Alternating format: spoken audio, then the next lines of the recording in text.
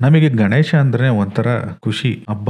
ಗಣೇಶನ ಹಬ್ಬ ಬಂತು ಅಂತಂದ್ರೆ ರೋಡಲ್ಲಿ ನಾವು ಗಣೇಶಗಳನ್ನ ನೋಡ್ತಾ ಹೋಗ್ತಿರ್ತೀವಿ. ಆ ಗಣೇಶ ಹಬ್ಬ ಆಗಿ ಒಂದ್ ತಿಂಗಳವರೆಗೂ ಗಣೇಶನ ಹಬ್ಬನ ನಾವು ಆಚರಿಸ್ತೀವಿ. ಗಣೇಶನ ತರೋದ್ರಿಂದ ಹಿಡಿದು ಗಣೇಶನ ಬಿಡೋವರೆಗೂ ಒಂಥರ ಹಬ್ಬದ ವಾತಾವರಣ ಇರುತ್ತೆ. ಹಾಗೆ ಗಣೇಶನ ಬಿಡಬೇಕಾದ್ರೆ ಆ ಡಿಜೆ, ಆ ಟಮಟೆ ಸೌಂಡ್ಗೆ ದೊಡ್ಡವರಿಂದ ಹಿಡಿದು ಚಿಕ್ಕವರವರೆಗೂ, ಹುಡುಗರಿಂದ ಹಿಡಿದು ಹುಡುಗಿಯರವರೆಗೂ ಎಲ್ಲರೂ ಸಹ ಗಣೇಶನ ಮೆರವಣಿಗೆಯಲ್ಲಿ ಆ ಟಮಟೆ ಸೌಂಡಿಗೆ, ಆ ಡಿಜೆ ಸೌಂಡಿಗೆ ಡ್ಯಾನ್ಸ್ ಮಾಡ್ತಾ ಬರ್ತಾ ಇರ್ತಾರೆ. ಹೀಗೆ ಡ್ಯಾನ್ಸ್ ಮಾಡ್ತಾ ಇರ್ಬೇಕಾದ್ರೆ ಅಚಾನಕ್ ಆಗಿ ಒಂದು ಲಾರಿನೋ ಇಲ್ಲ ಯಾವ್ದೋ ಒಂದು ಗಾಡಿನೋ ನುಗ್ಗಿ ಬಂದು ತಮ್ಮ ಪ್ರಾಣ ಕಳ್ಕೊಂಡ್ರೆ ಹೇಗಾಗ್ಬೇಡ ಅಲ್ವಾ? ಇಂಥದೇ ಒಂದು ಘಟನೆ ಹಾಸನದಲ್ಲಿ ನಡೆದಿದೆ. ಈ ಗಣೇಶ ಕಳೆದ 30 ವರ್ಷಗಳಿಂದ ಕೂರಿಸ್ತಾ ಇರ್ತಾರೆ. ಯಾವತ್ತೂ ಸಹ ಈ ತರ ಆಗಿರೋದಿಲ್ಲ. ಅಂದ್ರೆ 2-3 ವರ್ಷದ ಹಿಂದೆ ಒಂದ್ಸಲಿ ಅಪಘಾತ ಆಗಿರುತ್ತೆ. ಅದರಲ್ಲಿ 2-3 ಜನ ಸಾವನ್ನಪ್ತಾರೆ. ಆದ್ರೆ ಈ ಬಾರಿ ಇಷ್ಟು ದೊಡ್ಡ ಮಟ್ಟದಲ್ಲಿ ದುರಂತ ನಡೆಯುತ್ತೆ.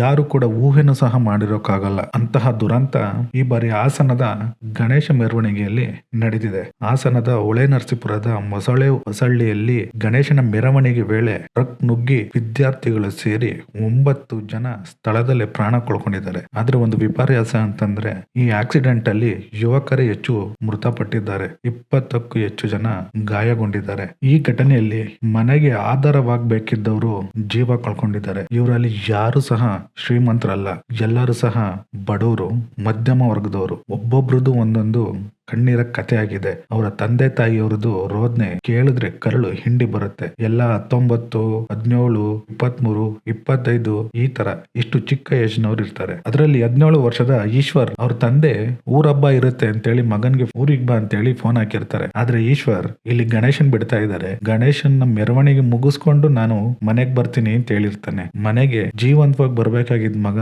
ಹೆಣವಾಗಿ ಬಂದ್ರೆ ಆ ತಂದೆಗೆ ಯಾವ ತರ ಅನ್ಸಿರ್ಬಾರ್ದಲ್ವಾ? ಈ ದುರಂತದಲ್ಲಿ ಮೃತರ ಸಂಖ್ಯೆ 9ಕ್ಕೆ ಏರಿದೆ. ಅದರಲ್ಲಿ 6 ಜನ ಗ್ರಾಮಸ್ಥರಾಗಿರ್ತಾರೆ, ಇನ್ನ 3 ಜನ ವಿದ್ಯಾರ್ಥಿಗಳಾಗಿರ್ತಾರೆ. ಅದರಲ್ಲಿ ಚಿಕ್ಕಮಗಳೂರು ಜಿಲ್ಲೆ ಮಾರ್ಲೆಯ ಮಾಣೆಹಳ್ಳಿಯ ಸುರೇಶ್, ಹಾಗೆ ಬಿಇ ಓದ್ತಿದ್ದ ಬಳ್ಳಾರಿಯ ಪ್ರವೀಣ್ ಕುಮಾರ್, ಹಾಗೆ ಮಿಥುನ್ ಚಿತ್ರದುರ್ಗ ಜಿಲ್ಲೆಯ ಹೊಸದುರ್ಗದ ನಿವಾಸಿ. ಈ ಘಟನೆಯಲ್ಲಿ ಮಿಥುನ್ ಅನ್ನೋ ವಿದ್ಯಾರ್ಥಿದು ಆ ದಿನ ಬರ್ಡೇ ಇರುತ್ತೆ. ಮಿಥುನ್ ಅಲ್ಲೇ ಹೊಳೆನರಸೀಪುರದ ಇಂಜಿನಿಯರಿಂಗ್ ಕಾಲೇಜಲ್ಲಿ ಇಂಜಿನಿಯರಿಂಗ್ ಮಾಡ್ತಾ ಇರ್ತಾನೆ. ಅವನು ಸಹ ಅಲ್ಲೇ ಹಾಸ್ಟೆಲ್ ಅಲ್ಲಿ ಇರ್ತಾನೆ. ಅವತ್ತಿನ ದಿನ ಮಿಥುನ್ ಬರ್ಡೇ ಇರುತ್ತೆ. ತನ್ನ ಬರ್ಡೇ ಇರೋದ್ರಿಂದ ಹಾಸ್ಟೆಲ್ ಅಲ್ಲಿ ಫ್ರೆಂಡ್ ಗಳ ಜೊತೆ ಎಲ್ಲ ಸೇರ್ಕೊಂಡು ಬರ್ತ್ಡೇ ಸೆಲೆಬ್ರೇಷನ್ ಮಾಡಿ ಕೇಕ್ ಕಟ್ ಮಾಡಿ ಫ್ರೆಂಡ್ ಜೊತೆ ಗಣೇಶನ ಮೆರವಣಿಗೆಯಲ್ಲಿ ಬಂದು ಸೇರ್ಕೊಂತಾರೆ. ಗಣೇಶನ ಡಿಜೆ ಸೌಂಡಿಗೆ ಎಲ್ಲರೂ ಕೂಡ ಖುಷಿಯಾಗಿ ಡ್ಯಾನ್ಸ್ ಮಾಡ್ತಾ ಇರ್ತಾರೆ. ಇದೇ ಸಮಯದಲ್ಲಿ ಮೆರವಣಿಗೆ ನುಗ್ಗಿದ ಟ್ರಕ್ ಮಿಥುನ್ ಹಾಗೂ ಅವನ ಸ್ನೇಹಿತರನ್ನು ಸೇರಿ ಅಲ್ಲಿದ್ದ 6 ಜನಗಳ ಮೇಲೆ ಹರ್ಕೊಂಡು ಹೋಗುತ್ತೆ. ಎಲ್ಲರೂ ಸಹ ಸ್ಥಳದಲ್ಲೇ ಪ್ರಾಣ ಬಿಡ್ತಾರೆ. 20 ಜನಕ್ಕೆ ಗಾಯ ಆಗುತ್ತೆ. ಬರ್ತ್ಡೇ ದಿನನೇ ತನ್ನ ಕೊನೆ ದಿನನ ಕಾಣ್ತಾನೆ ಮಿಥುನ್. ಈ ಹಾಸ್ಟೆಲ್ ಹುಡುಗರು ಇದೇ ವರ್ಷ ಅಂತ ಏನೂ ಅಲ್ಲ,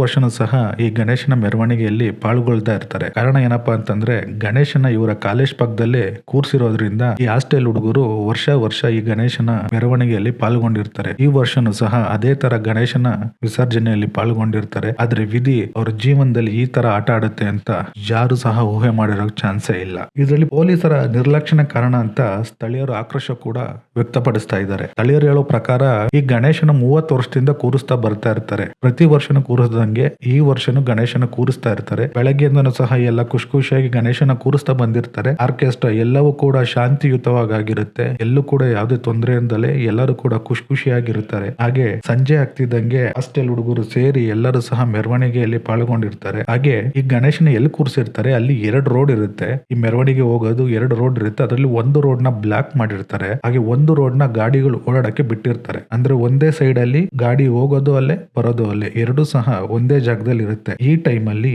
ಹಾಸನದಿಂದ ಬರ್ತಿದ್ದ ಟ್ರಕ್ ಸ್ಥಳೀಯರು ಹೇಳೋ ಪ್ರಕಾರ ಗಾಡಿ 90 ಕಿಲೋಮೀಟರ್ ಸ್ಪೀಡ್ ನಲ್ಲಿ ಇತ್ತು ಅಂತ. ಹಾಗೆ ಬರ್ತಿದ್ದ ಲಾರಿ ಮುಂದೆ ಹೋಗ್ತಿದ್ದ 2 ವೀಲರ್ ಅವನ್ನ ತಪ್ಸಕ್ ಹೋಗಿ ಮೆರವಣಿಗೆಯಲ್ಲಿ ನುಗ್ಗಿರುತ್ತೆ ಗಾಡಿ. ಹಾಗೆ ತಪ್ಪಿಸ್ಬೇಕಾದ್ರೆ ಆ ಟ್ರಕ್ ಬೈಕ್ ಅವನಿಗೂ ಸಹ ಗುದ್ದಿರುತ್ತೆ. ಬೈಕ್ ಅವನು ಸ್ಥಳದಲ್ಲೇ ಪ್ರಾಣ ಬಿಟ್ಟಿರ್ತಾನೆ. ಆ ಗಾಬರಿಯಲ್ಲಿ ಕಂಟ್ರೋಲ್ ತಪ್ಪಿದ ಟ್ರಕ್ ಸೀದಾ ಮೆರವಣಿಗೆ ಒಳಗೆ ನುಗ್ಬಿಡುತ್ತೆ. ಹಾಗೆ ನುಗ್ಗಿದ ಟ್ರಕ್ಕಿಗೆ ಅಲ್ಲಿ ಡಿಜೆ ಕುಣಿತಿದ್ದ ಹುಡುಗರಲ್ಲಿ 9 ಜನ ಪ್ರಾಣ ಕಳ್ಕೊಂಡಿರ್ತಾರೆ. 20 ಜನ ಗಾಯಗೊಂಡ್ತಾರೆ. ತನ್ನ ಮಗಳನ್ನು ಕರ್ಕೊಂಡ್ ಬಂದಿದ್ದ ಒಬ್ಬ ಗಾಡಿ ಡ್ರೈವರ್ ತನ್ನ ಆಟೋ ಇಳಿದು ಈ ಕಡೆ ಸೈಡಿಗೆ ಬಂದಿರ್ತಾನೆ. ಆ ಕಡೆಯಿಂದ ರಭಸವಾಗಿ ಬಂದಿದ್ದ ಲಾರಿ ಸೀದಾ ಗುದ್ಕೊಂಡ್ ಬಂದು ಅಪ್ಪೆ ಗಾಡಿಗೆ ಗುದ್ದಿ ನಿಂತ್ಕೊಳುತ್ತೆ. ಇನ್ ಕೇಸ್ ಏನಾದ್ರೂ ಅಪ್ಪೆ ಗಾಡಿಯಲ್ಲಿ ಇರ್ಲಿಲ್ಲ ಅಂತಂದಿದ್ರೆ ಅಲ್ಲೇ ಪಕ್ಕದಲ್ಲಿದ್ದ 20 ಜನಗಳ ಮೇಲೆ ಈ ಟ್ರಕ್ ನುಗ್ತಾ ಇತ್ತು ಅಂತ ಹೇಳಲಾಗ್ತಿದೆ. ಇನ್ ಕೇಸ್ ಏನಾದ್ರೂ ಅಲ್ಲಿ ಅಪ್ಪೆ ಗಾಡಿ ಇರ್ಲಿಲ್ಲ ಅಂತಂದಿದ್ರೆ ಸಾವಿನ ಸಂಖ್ಯೆ ಈಗ 9 ಇರೋದು 30 ಮೇಲೆ ದಾಟಿರೋದು. ಹಾಗೆ ಈ ಟ್ರಕ್ ನ ಡ್ರೈವ್ ಮಾಡ್ತಿದ್ದು ಡ್ರೈವರ್ ಅಲ್ಲ ಅಂತ ಕೂಡ ಹೇಳಲಾಗ್ತಿದೆ. ಡ್ರೈವರ್ ಮಲಗಿ ತನ್ನ ಕ್ಲೀನರ್ ಕೈಗೆ ಲಾರಿನ ಕೊಟ್ಟಿರ್ತಾನೆ. ಹಾಗಾಗಿ ಕ್ಲೀನರ್ ಆ ಟೈಮ್ ಅಲ್ಲಿ ಭಯ ಬಿದ್ದು ಟೂ ವೀಲರ್ ನ ತಪ್ಸೋಕ್ ಹೋಗಿ ಗಾಡಿನ ಒಳಗೆ ಎಳ್ದಿರ್ತಾನೆ ಅಂತ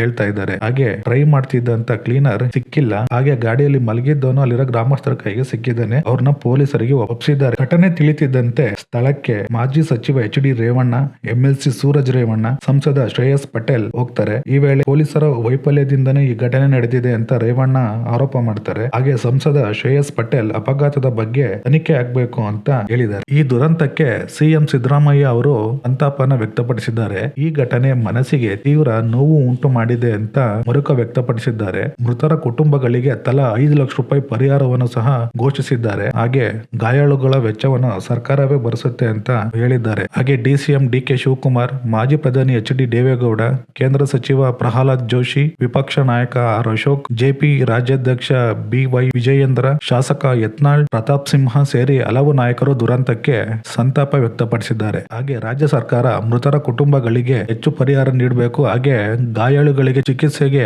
ನೆರವಾಗಬೇಕು ಅಂತೇಳಿ ಆಗ್ರಹಿಸಿದ್ದಾರೆ. ಡ್ರೈವರ್ದು ಅಜಾಗರೂಕತೆ ಹಾಗೆ ನಿರ್ಲಕ್ಷ್ಯದಿಂದ 9 ಜೀವಗಳು ಪ್ರಾಣಗಳನ್ನ ಕಳ್ಕೊಂಡಿದೆ. ಸರ್ಕಾರ ಅವರಿಗೆ ಎಷ್ಟೇ ಲಕ್ಷ ಕೊಡಬಹುದು, ಆದ್ರೆ ಸತ್ತಿರೋರ್ನ ಮತ್ತೆ ಬದುಕ್ಸಕ್ಕಂತೂ ಆಗಲ್ಲ. ಈ ಘಟನೆ ಅವರ ತಂದೆ ತಾಯಿಗಳಿಗೆ ಎಷ್ಟು ನೋವು ತಂದಿರುತ್ತೆ. ಎದೆಯುದ್ದ ಬೆಳೆದಿರೋ ಮಕ್ಕಳು ಇಲ್ಲೇ ಆಚೆ ಹೋಗಿ ಬರ್ತೀನಿ ಅಂತೇಳಿ ಹೋಗಿ ಹೀಗೆ ಹೆಣವಾಗಿ ಬಂದ್ರೆ ಅವ್ರ ಕತೆ ಏನಾಗ್ಬೇಡ. ಪುತ್ರ ಶೋಕಂ ನಿರಂತರಂ ಅಂತ ಅವರು ಸಾಯೋವರೆಗೂ ಸಹ ಈ ದುಃಖನ ಮರೆಯೋಕ್ಕಾಗಲ್ಲ. ಏನೇ ಆಗ್ಲಿ ಅವರ ತಂದೆ ತಾಯಿಗಳಿಗೆ ಆ ದೇವ್ರು ಈ ನೋವನ್ನ ಭರಿಸೋ ಶಕ್ತಿ ಕೊಡ್ಲಿ ಅಂತ ಕೇಳ್ಕೊಳ್ಳೋಣ.